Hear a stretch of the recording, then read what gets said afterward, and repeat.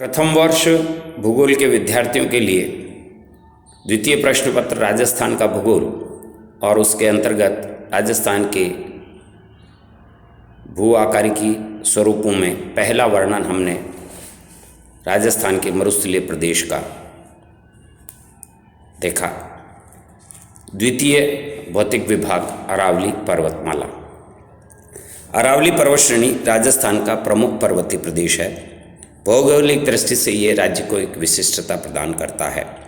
अरावली विश्व की प्राचीनतम पर्वत श्रेणी है जो राज्य में एक कर्णवत यानी डायगोनल शेप में उत्तर पूर्व से दक्षिण पश्चिम की ओर फैली हुई है।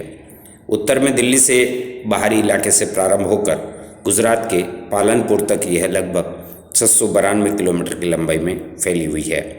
यह राजस्थान में उत्तर पूर्व में खेतड़ी से दक्षिण पूर्व दिशा में खेड़ ब्रह्मा तक लगभग 550 किलोमीटर की लंबाई में है।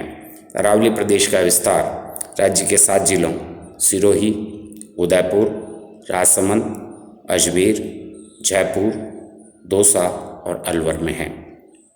अरावली पर्वत श्रेणी एक विशिष्ट भौगोलिक प्रदेश ही नहीं अपितु राज्य को अनेक प्रकार से प्रभावित करती है।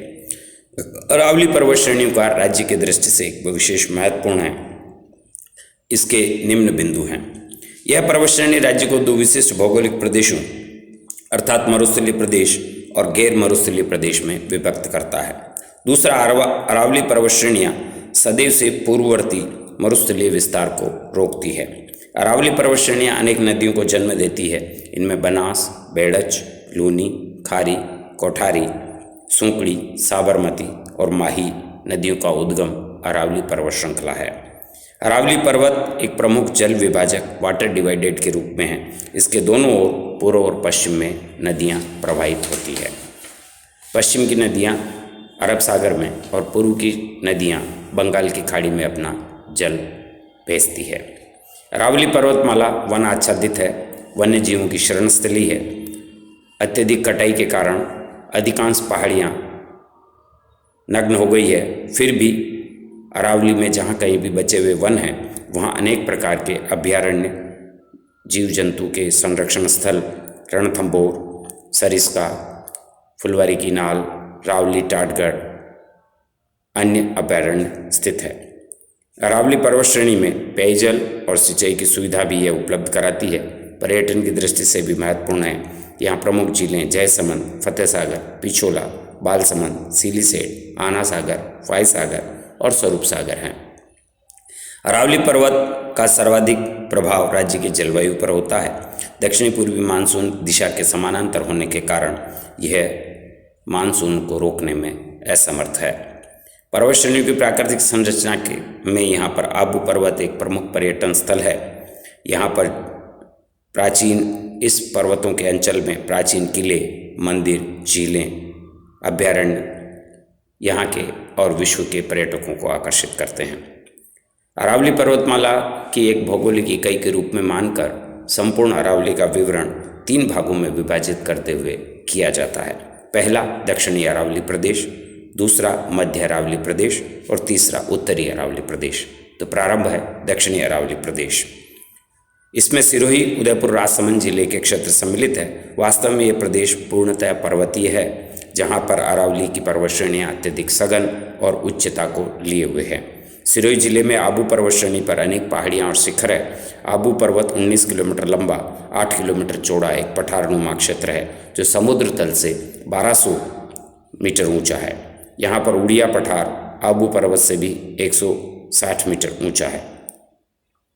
आबू श्रेणी के उत्तर में गुरु पर्वत शिखर, जिसे गुरु शिखर कहते हैं, यहाँ की सर्वोच्च ऊंचाई 5650 फीट या 1722 मीटर है। यहाँ की अन्य पर्वत श्रेणियों में Sher 1597 metre, Achalgarh 1380 metre, Delwara 1442 metre, Abu 1295 metre, Udaipur Rajsamand क्षेत्र में झरगा पर्वत 1431 मीटर, अन्य पर्वत श्रेणियों में Kumbhalgarh 1224 metre, Lilagarh 874 metre, Nagpani 867 metre, Kamalnath की पहाड़ी 1001 मीटर, सज्जनगढ़ 938 मीटर पहाड़ियाँ प्रसिद्ध है। जयसमंद झील के चारों ओर भी पहाड़ियाँ 820 मीटर की ऊंचाई वाली है। उदयपुर के उत्तर पश्चिम में कुंभलगढ़ और गोगुंदा के मध्य पठार को भौराट के पठार के नाम से जाना जाता है। मेवाड़ की अन्य ऊंची पहाड़ियों में सायरा, गोगुंदा, कोटड़ा और ऋषभदेव है। जयसमंद झील के पूर्व में एक विच्छेदित लसाड़िया का पठार है जिसे और उदयपुर के चारों तरफ पाए जाने वाले पर्वत स्कंद जो एक बेसिन को घेरे हुए है उसे गिरवा कहा जाता है। आबू पर्वत के पश्चिम में आबू सिरोही पर्वत श्रेणियाँ हैं जहाँ पर जसवंतपुरा पर्वतीय क्षेत्र में डोरा पर्वत 870 मीटर ऊंचा है। सिवानी पर्वतीय क्षेत्र में भी गोलाकार पहाड़ियाँ हैं। इसे 56 की पहाड़ियाँ या नाकोड़ा पर्वत कहा जाता है। चवाई नदी घाटी के दक्षिण में झालोर पर्वत क्षेत्र में रोजा भाखर, इसराना भाखर और झारोला पहाड़ स्थित है।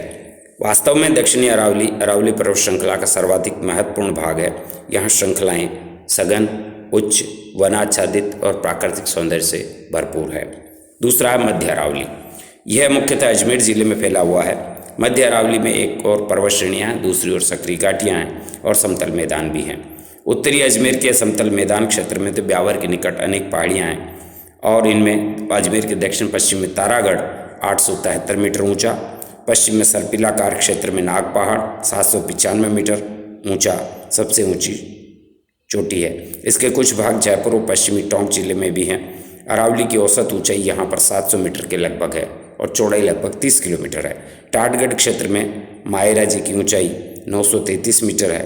ब्यावर तहसील में 4 दर्रे हैं जिनमें हैं बर, पवेरिया, शिवपुर घाट, सुरा घाट दर्रा और देवारी। उत्तरी अरावली। उत्तरी इस अरावली का विस्तार जयपुर, दौसा और अलवर जिलों में है।